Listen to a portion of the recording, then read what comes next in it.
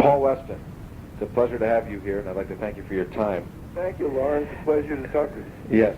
You have seen so much of the history of the American popular music go by since your early work. I think you worked for Joe Hames before Tommy Dorsey. Yes. Were you part of the band when Tommy took it over? Yes. That's how I really got with Tommy. I mean, in other words, right. Joe had a band at McAlpin Hotel, right. and I had met his. It's one of those weird things. I met the mother of his pianist, Paulie Mitchell, when we were out in Missouri with my college band, and she suggested I look him up, and so I did, and he said,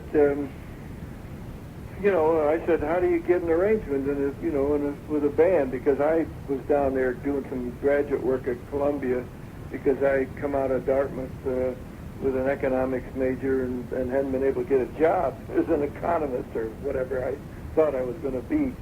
And so I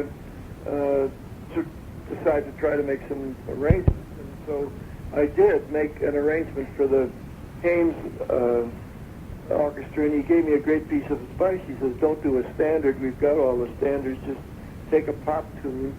And I did, and I went down to where they were going to play it. They played it right on the stand at the dinner session.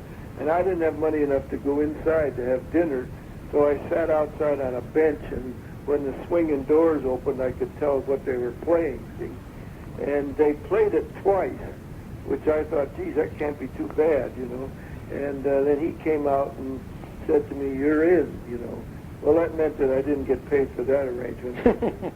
But they hired me to do, I think, Basin Street Blues for $15, arranging and copying.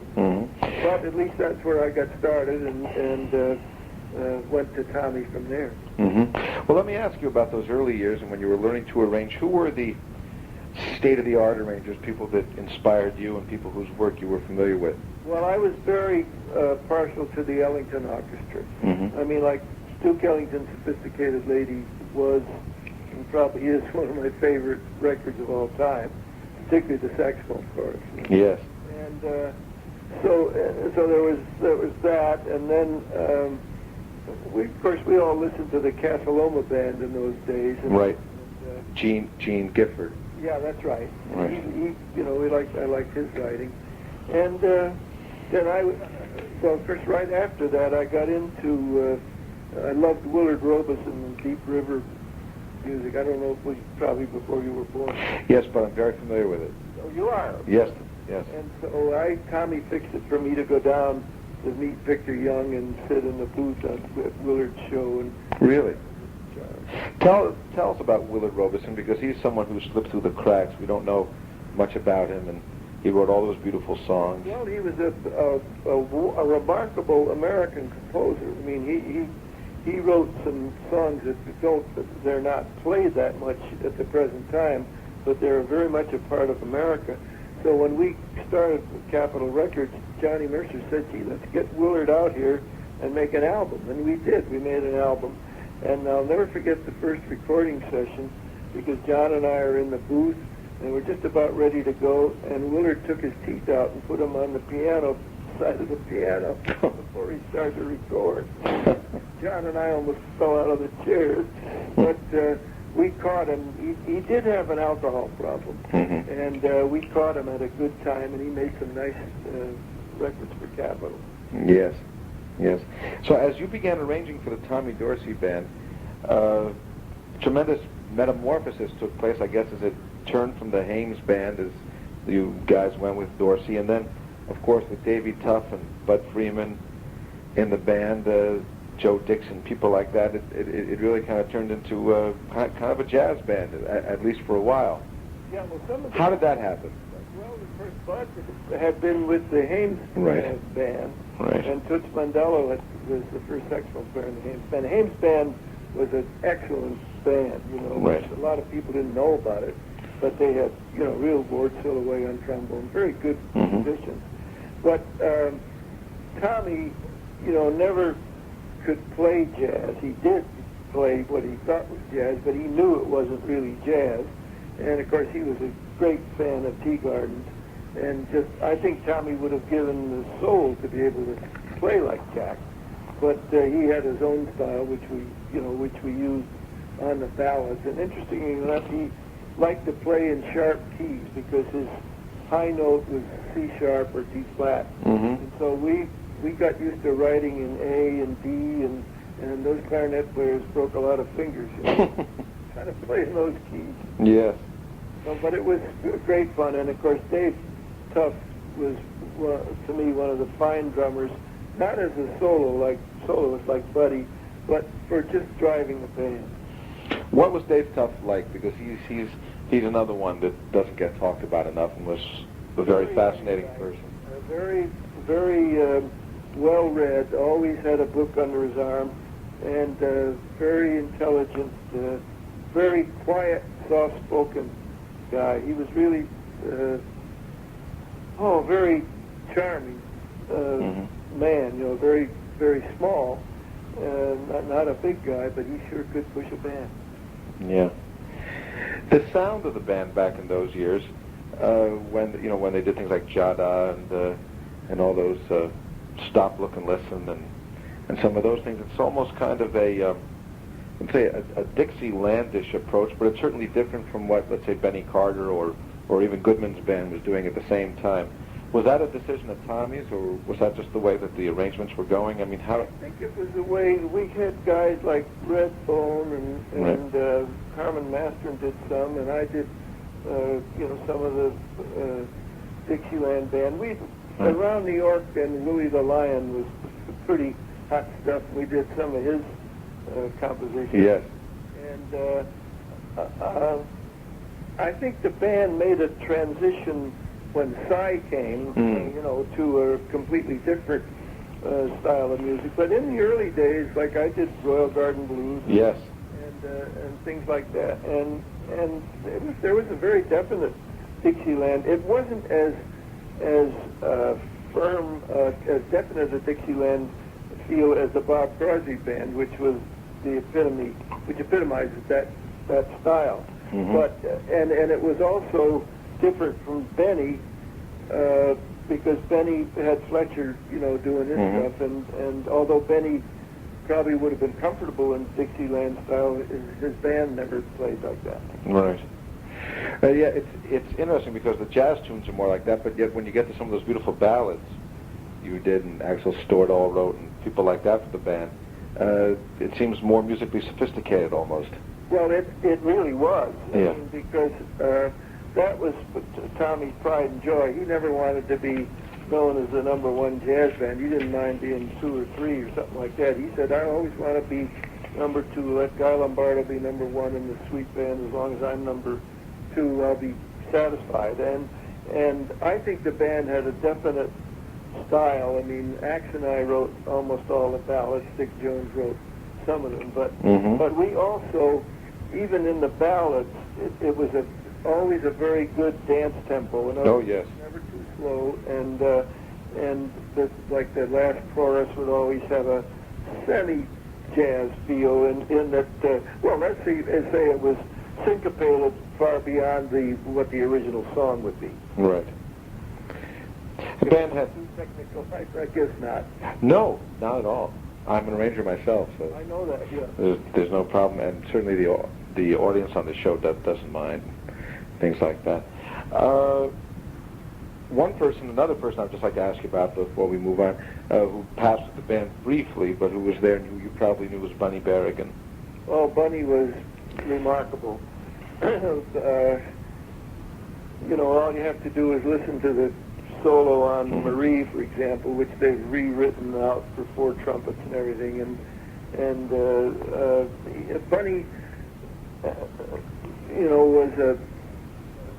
was a giant as far as jazz trumpeters are concerned. I mean, when he stood up and took a solo, there was an authority there that was remarkable.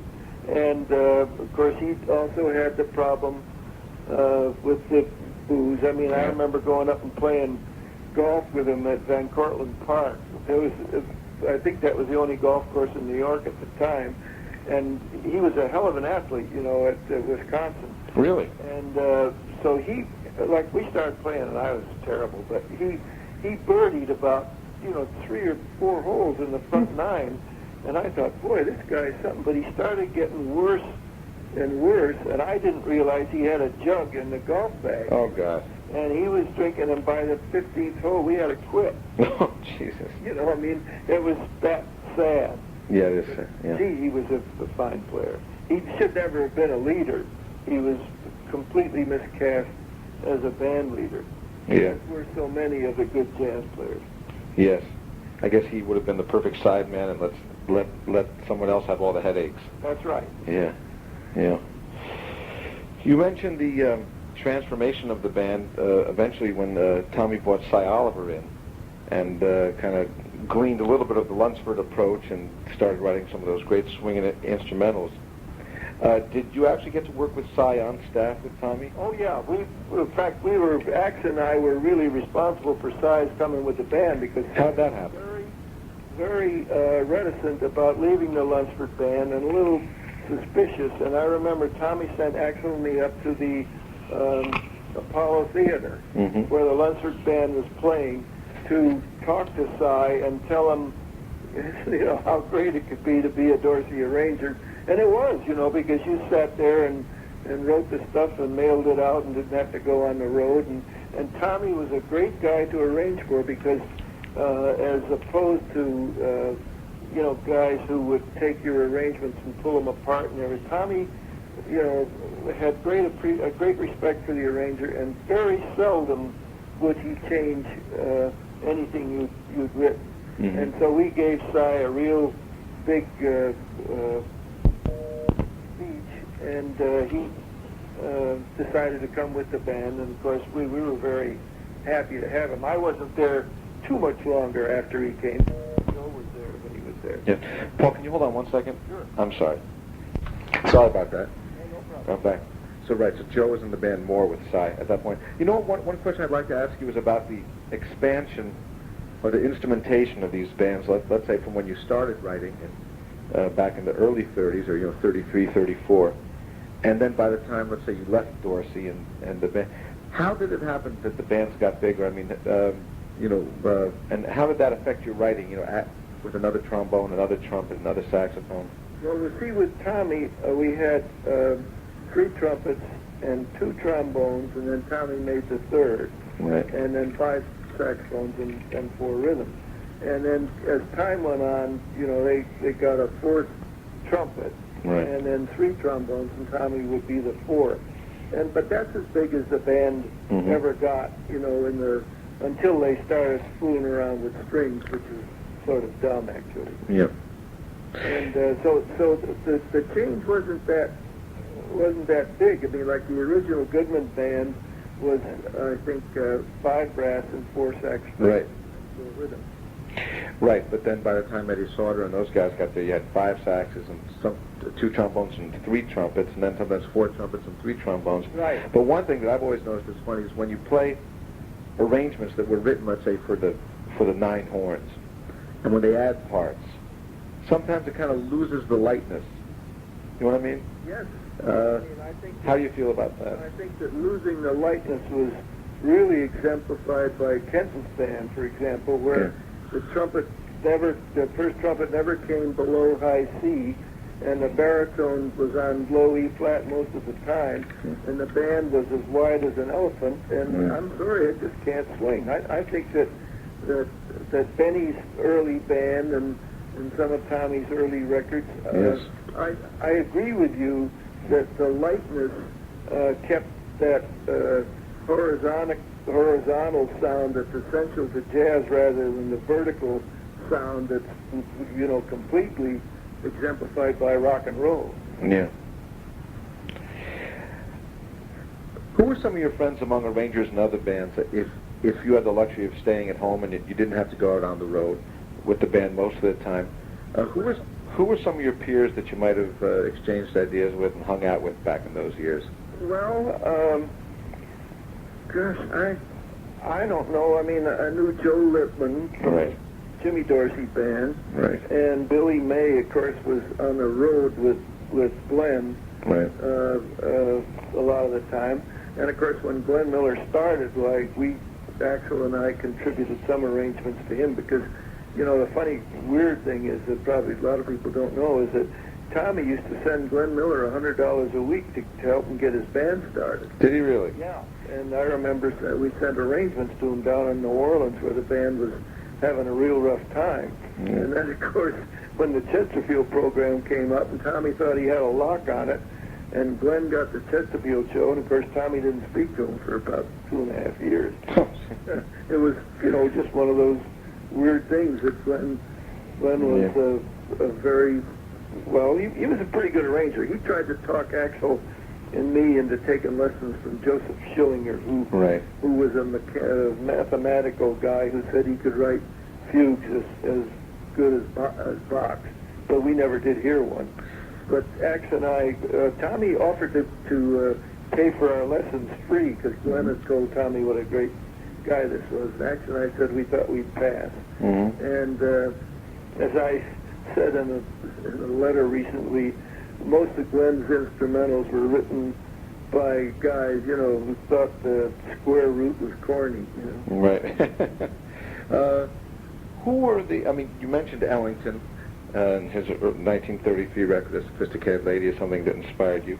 As you were writing and all these beautiful arrangements and everything, where were you drawing inspiration from? Were there teachers? Were there classical composers? Were there books? What was your source of inspiration? Ax and I both found this Frenchman up at Jacques, gosh, it's terrible, I can't remember his last name, might be Dallin, D-A-L-L-I-N, Dallin, up at Whitmark Music, who wrote backgrounds, wrote film music for commercials, and was very, was very well schooled in the symphony orchestra. And Ax and I both took arranging lessons from him.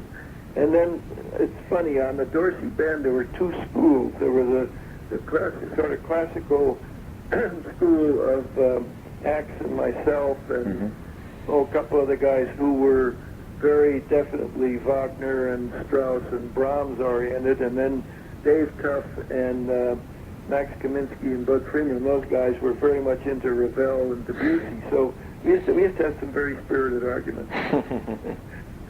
Yeah. Did you, I mean, I don't want to get too specific or technical about those years, but I'm just fascinated about the growth also of the harmonic language within what you were writing for the Dorsey band. I mean, it sounds different at the end of the 30s than it did at the beginning of the 30s. Yeah, I think that's because of an increased sophistication on the part of the arrangers and an increased demand by the band leaders, for a better sound. And I know that I was very influenced by Rachmaninoff, and I was very influenced by Ravel and Debussy, thanks to Dave Tuff and the guys. Excuse me. And so we just all progressed harmonically as we went along, and wrote more and more things into our arrangements as time went on. Paul, did you know Eddie Sauter at all? I knew him, but not very well. Right. I remember Bill Finnegan because a priest brought him to Tommy at the New Yorker Hotel, and he wrote Tommy that arrangement of Lonesome Road that Tommy had, and it was sensational. And that was the first time I'd ever heard of Finnegan. Interesting. How did it happen that you left the Dorsey band? Well, I'd been there 5 years, right, and I had some offers. I got a chance to do a couple of albums with Lee Wiley, yes, singer, for Commodore Records, and then Dinah Shore was starting on Bluebird, and I was offered, a chance to be her arranger and then conductor, and I just decided that I wanted to branch out on my own and try, to be a freelance arranger and conductor. And I went with Tommy's blessing until later on the guys told me in Chicago he suddenly got the idea that I was going to join Glenn Miller.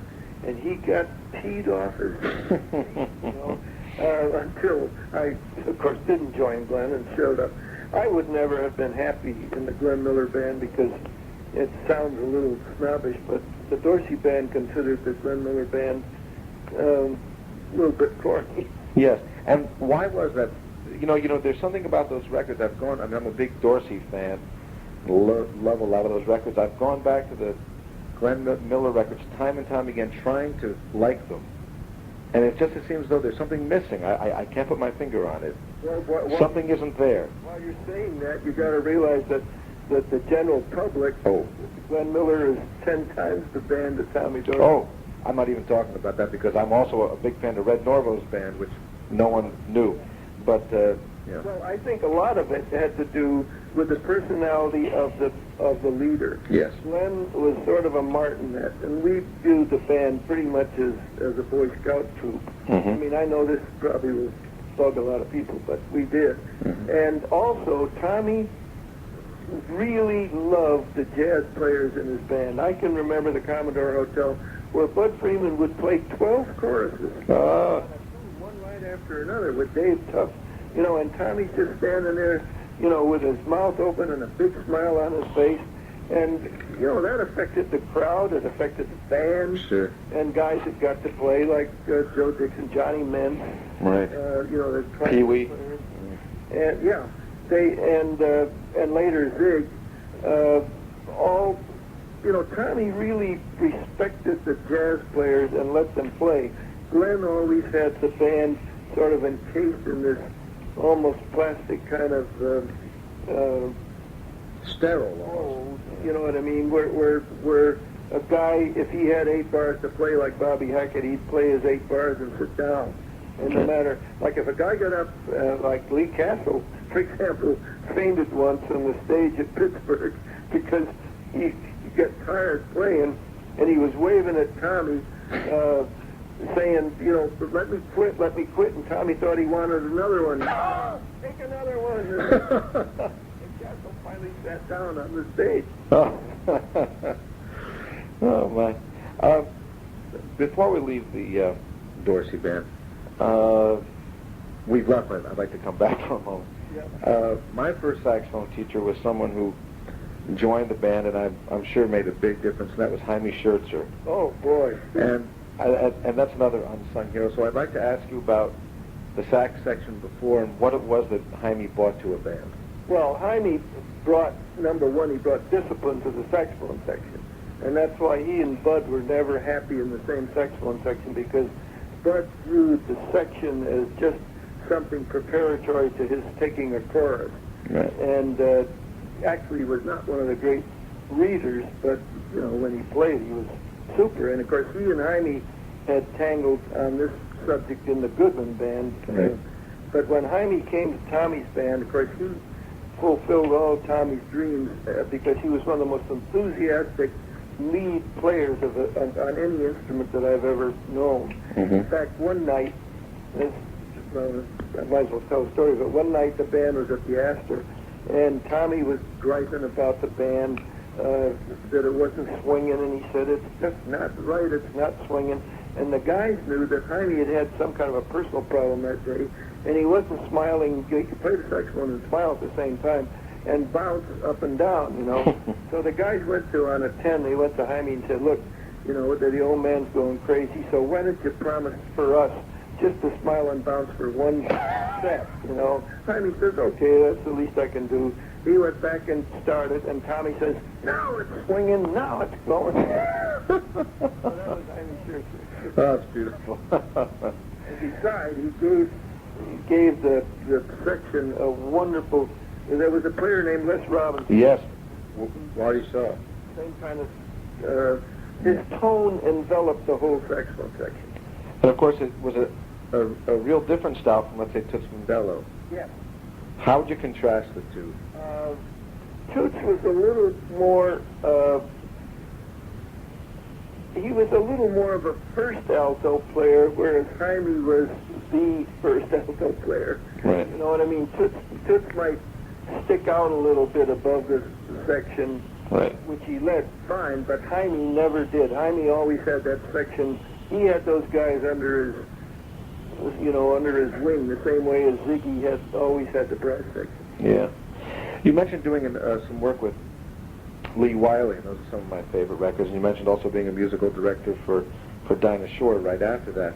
I don't know if it's fair to ask you to compare the two, but could you just contrast the what you found attractive in both their singing? Well, Lee was a real fine jazz singer in those days, and of course the records that we made, we had Wishkin on piano and Bunny on trumpet and Max Kaminsky on one session, Sidney Catlett on drums, and it was just a small band, but it was an all-star band.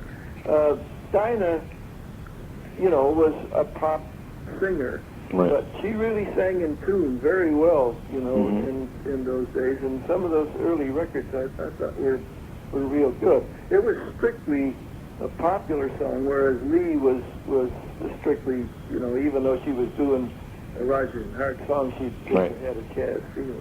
Yeah. After that, after your experiences of freelancing in New York, working with various singers and networks and everything, what came in between that and then those incredible albums for Columbia back in the early 50s, The Mood for 12 and all that?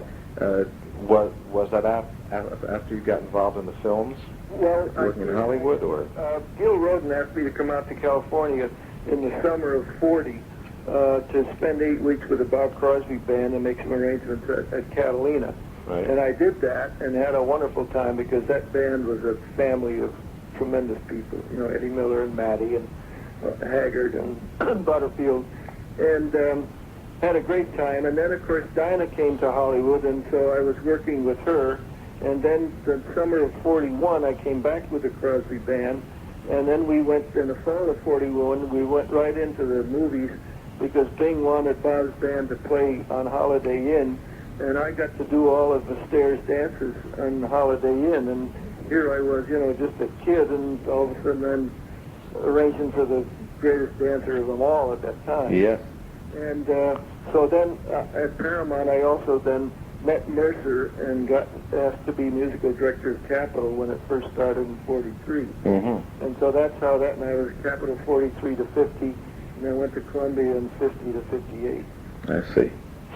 How did the concept of those Mood for 12 and Solo Mood come about? Because they were so influential and so special. Because of the genius of the players. In other words, when every night when I'd go to work, I'd have George Van Eps on guitar, or Barney Kessel and Paul Smith on piano, and Nick Batul and later Jack Sperling on drums. That's like a rhythm section, and then Eddie Miller and Babe Russin and Ted Nash and Matty Matlock in the saxophone section, and the brass would be Zeke Zarchi or Gazzo, and it was an all-star band. Mm-hmm. Every night we recorded, and Joe and I couldn't wait to get to the session.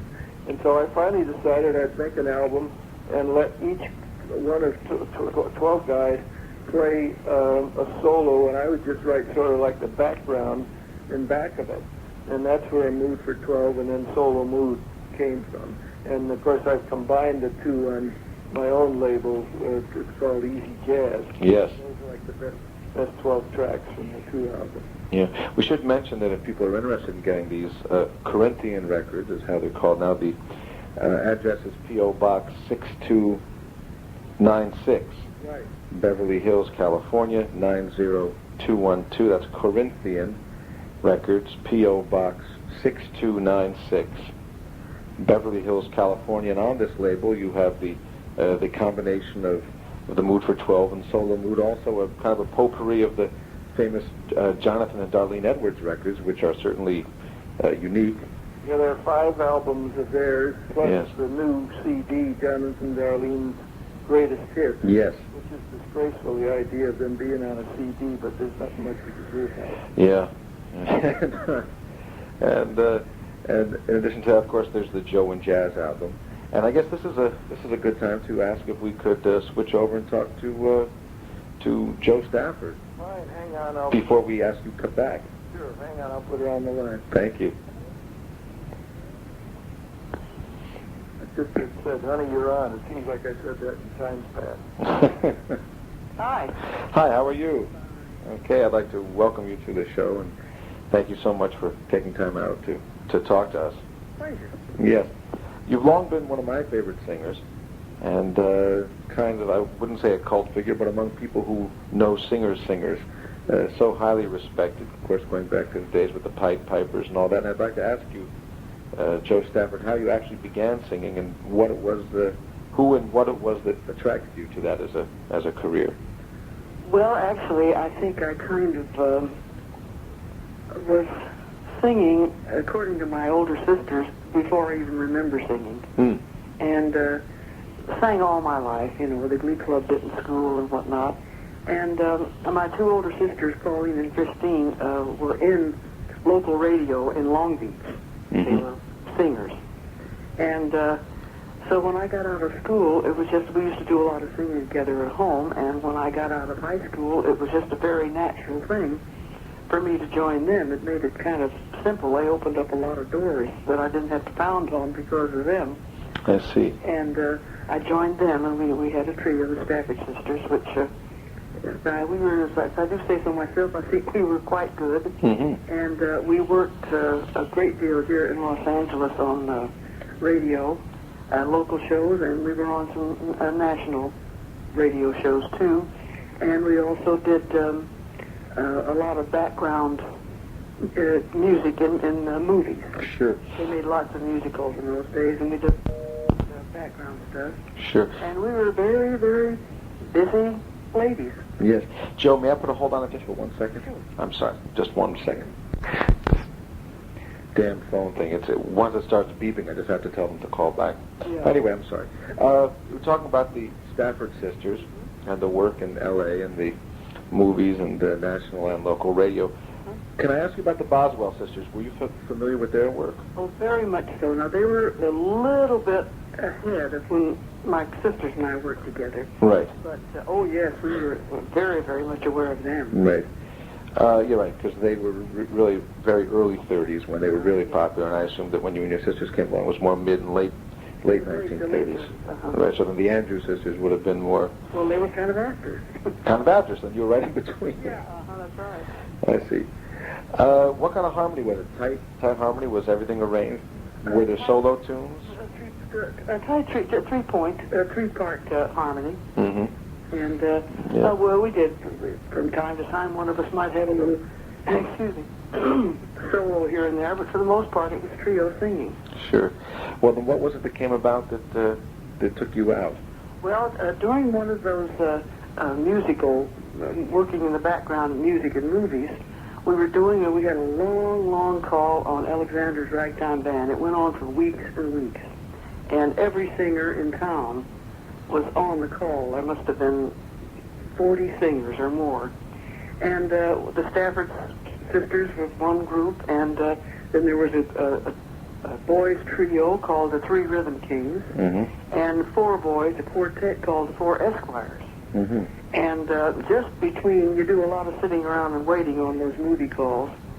And the three Rhythm Kings, the 4 Esquires, and I used to just sit around and sing together. Sure. Just, killing time.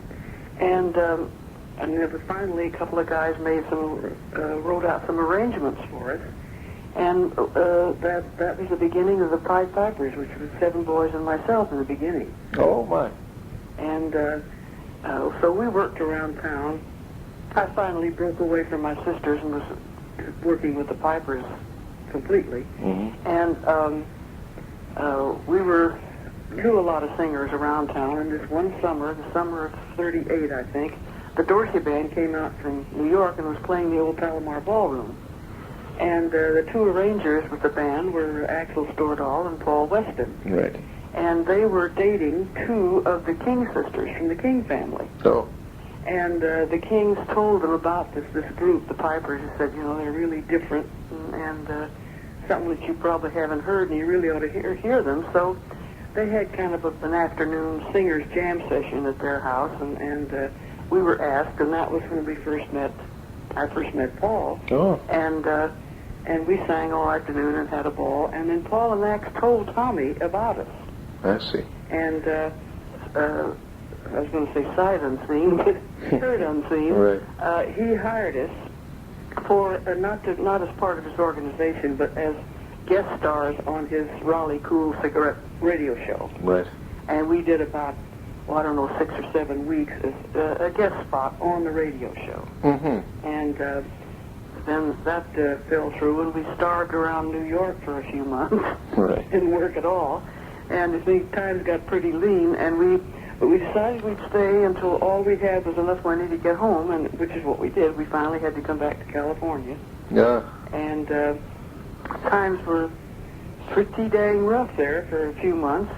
And I remember gradually guys fell out of the group, and we finally wound up, we were just a quartet, because people had to make livings.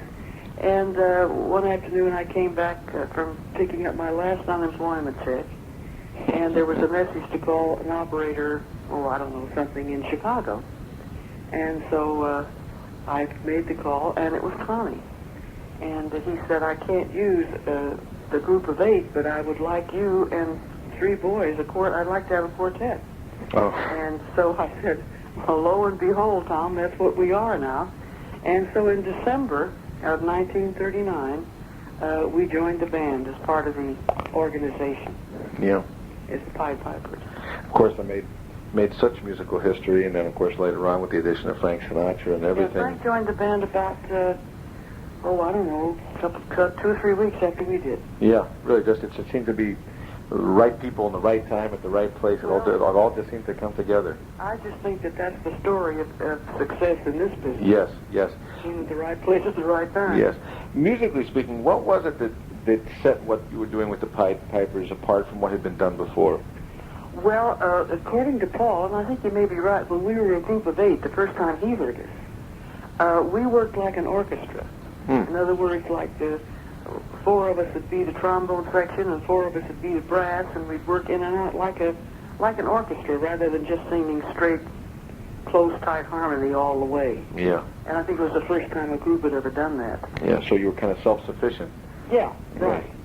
Who were some of the singers at this period who were inspiring you, and where did your taste go when you would go home and spin records?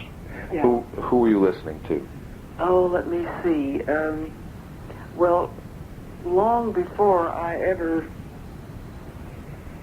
met anybody, I was a tremendous Lunsford fan of the band itself, and especially Cy. I had records that I used to play of him in 1936 when I was a real kid. Mm-hmm. So I was a big fan of that, of the Lunsford band. I don't remember at that time any particular one person. I listened to a lot of bands. We had. Sure. I used to listen to Armstrong from the Cotton Club out here, and Gus Arnheim, which is kind of a local band but very big in California. Sure, I've heard of them. And Bing Crosby from the Coconut Grove. We had some great remotes. Yes. And I did listened to the Casa Loma band, Sure. always on that old Camel Caravan. Did you ever hear Mildred Bailey Oh yes, in those years? Oh yeah, Yeah. I'd have to hear on the radio because I knew who had money to buy records. Yes. But Bailey. Then later on, I got more attuned to listening to individual singers, and of course, then came Ella. Oh yes. And Holiday.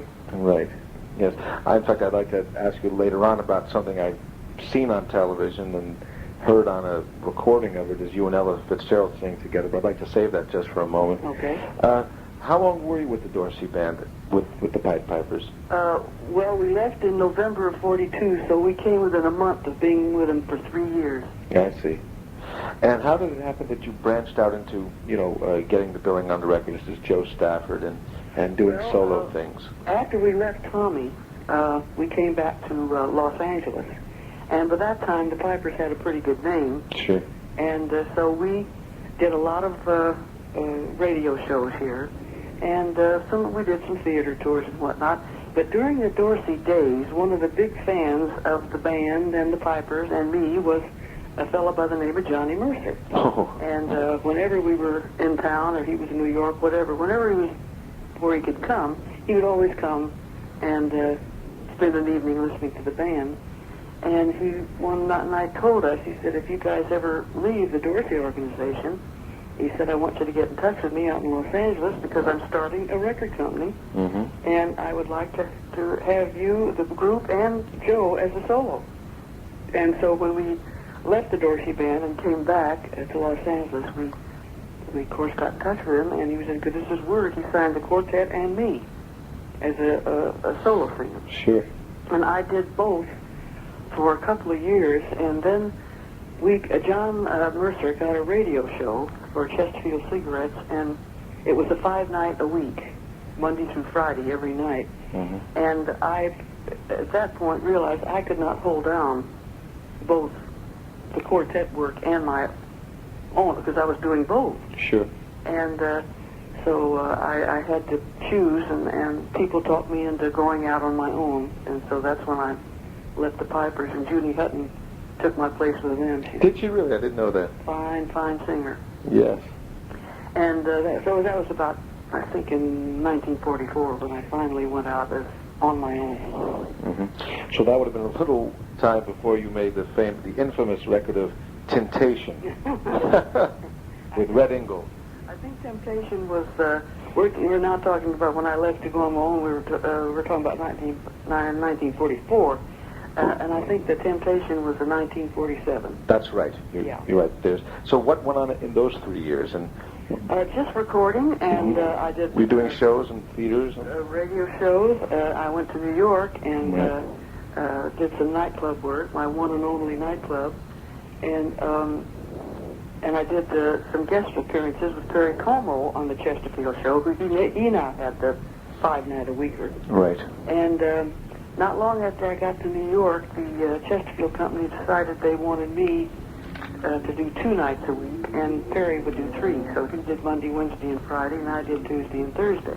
I see. As my own radio show. Right. And I had that. That went on for about 5 years. I see. And we finally brought the show back. We did it in New York in the beginning, and then I was able to, I just got so homesick that I just told him I'm going to go home to California. And my agents were horrified. They said, you can't walk out on your own radio show, and I said, well, I just got to go home. And so Mr. Few, the head of the company, said, well, if she's that homesick, let her take the show to California. And we brought the show out to California in December of 46. And then that's when Paul and I really started. He had the orchestra, and that's when we really started working together all the time. Right. For those folks who've just tuned in, you're listening to WKCR-FM in New York, 89.9 on your FM dial. Lauren Schoenberg with you on a very special radio interview, telephone interview with Jo Stafford and Paul Weston. And later on, we're going to talk about that infamous pair, Darlene and Jonathan Edwards, who the Staffords and the Westons know very well. We'll be back in one moment after station identification.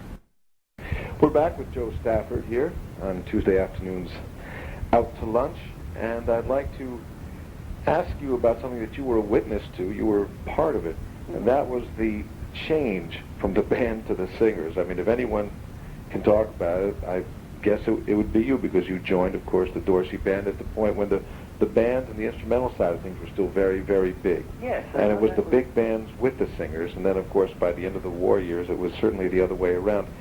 I'm sure it's a question you've been asked many times. What are your thoughts on that topic? Well, I kind of saw it happen when we first joined the band. It was the routine was the band plays the chorus, or a chorus and a half, or 2 choruses, whatever. And then they make a modulation, and the singer or singers step up to the mic and do 1 chorus, and then sit down, and the band finishes with another chorus. In other words, it was the band, number 1, and the singer came up to sing a chorus with the lyric, for the words. But it certainly, with the emphasis, was on the band. Then Frank joined the band, and the Pipers had been with the band, and then Frank joined, and then there was Connie Haynes, the girl singer. And gradually we started doing, the only way I can describe them now are mini production numbers.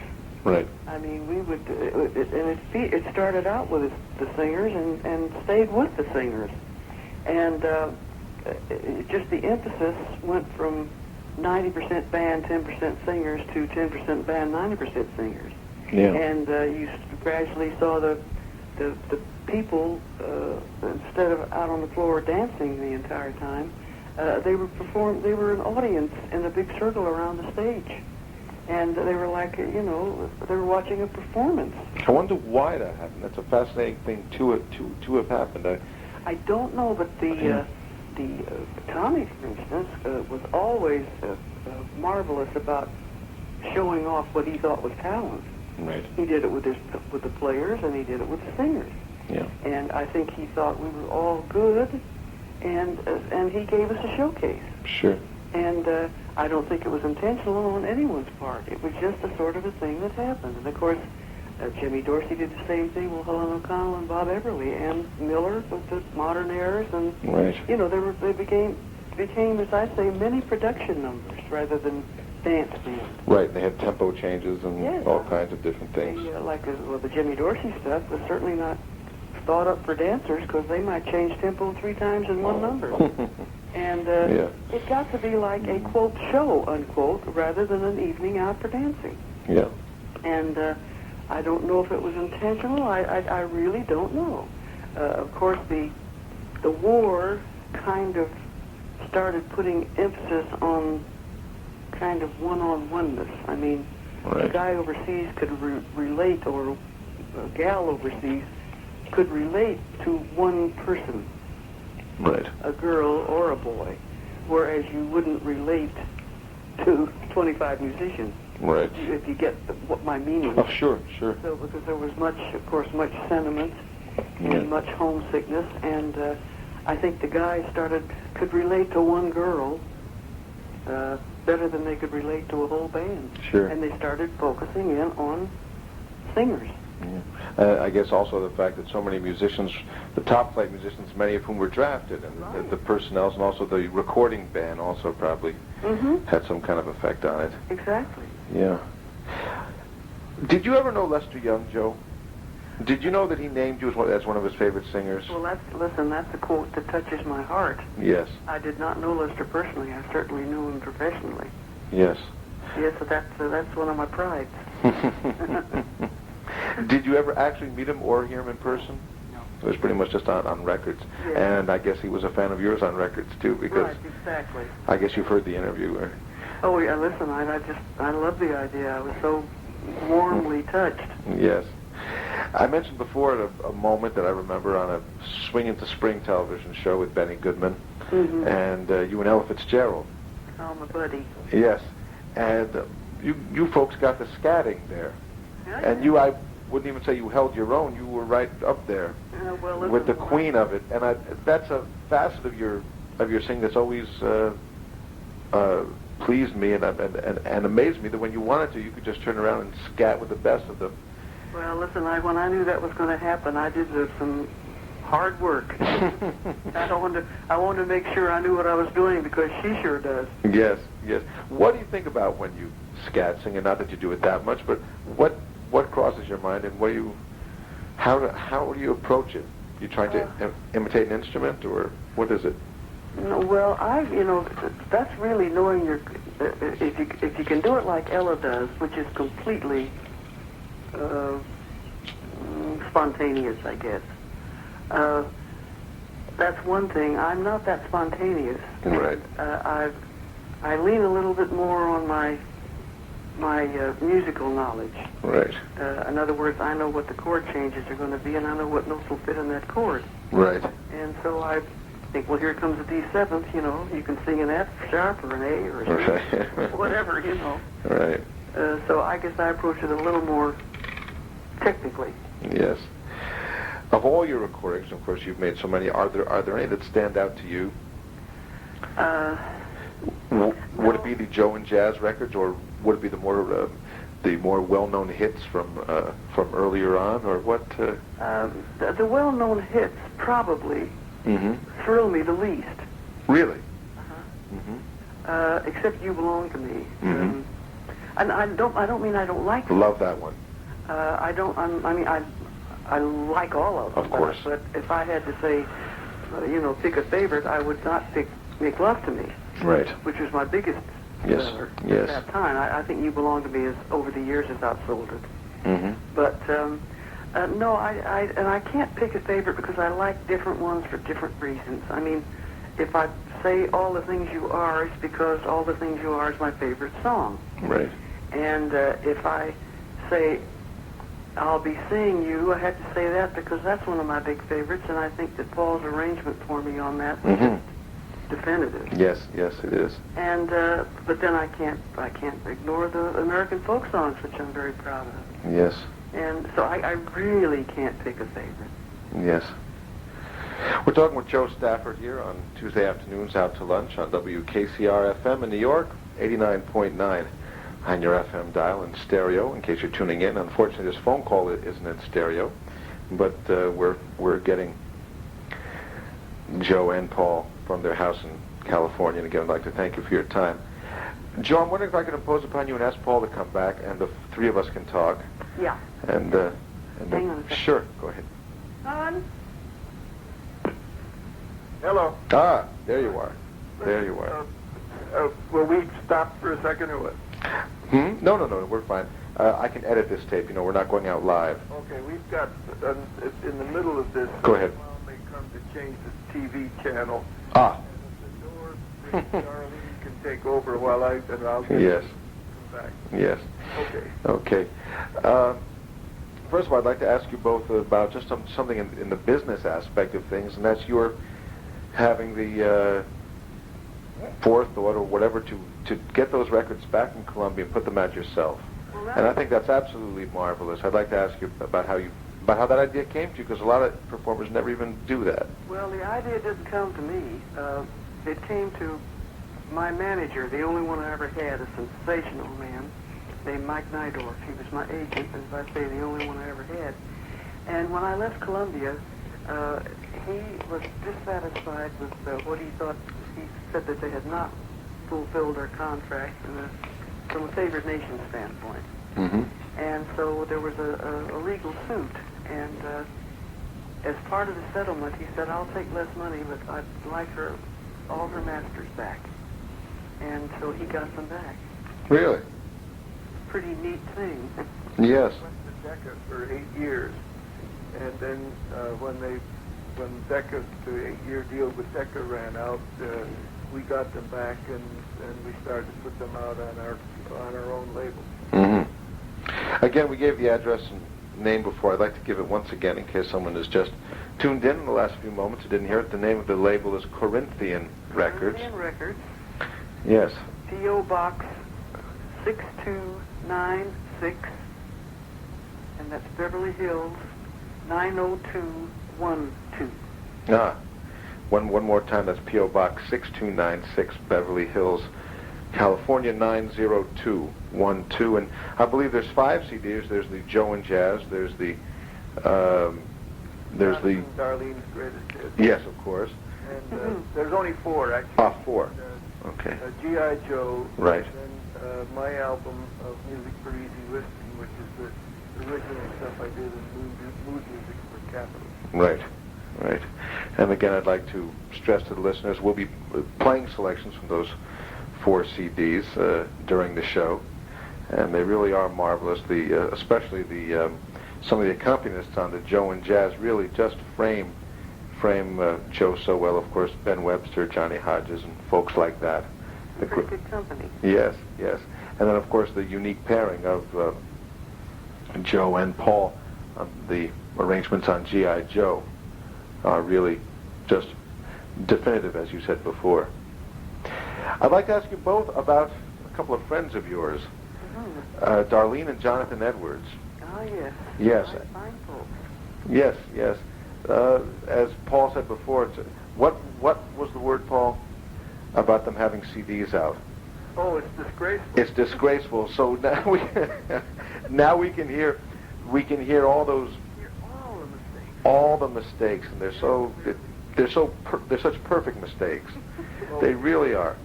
You can hear Nola and Dizzy Fingers with the clarity that can on CD, you realize how bad this guy is. Yes. Yes. Well, I enjoyed the liner notes too. I think to the original one, which I'm very happy to have the original record. Of course, I don't keep it with the other records. But on the back where it's yes, where it says Paul, Jonathan, it isn't put off by things that are quote over his head. No. But I guess that's the whole point, isn't it? Yes, he is an overachiever. Yes. And an overachiever. An overachiever. Where in Lord's name did you find them? Well, they met. Jonathan and Darlene actually met in Darlene's hometown. I see. Trenton, New Jersey. Mm-hmm. And they were both auditioning for the local Chamber of Commerce's production of Rosemary. Mm-hmm. And they met at one of the audition sessions. I see. And have never lost sight of each other since. Yes, that's something they really seem just to belong so well together and certainly complement each other. I don't know if compliment's the right word. Well, you can tolerate. Tolerate each other.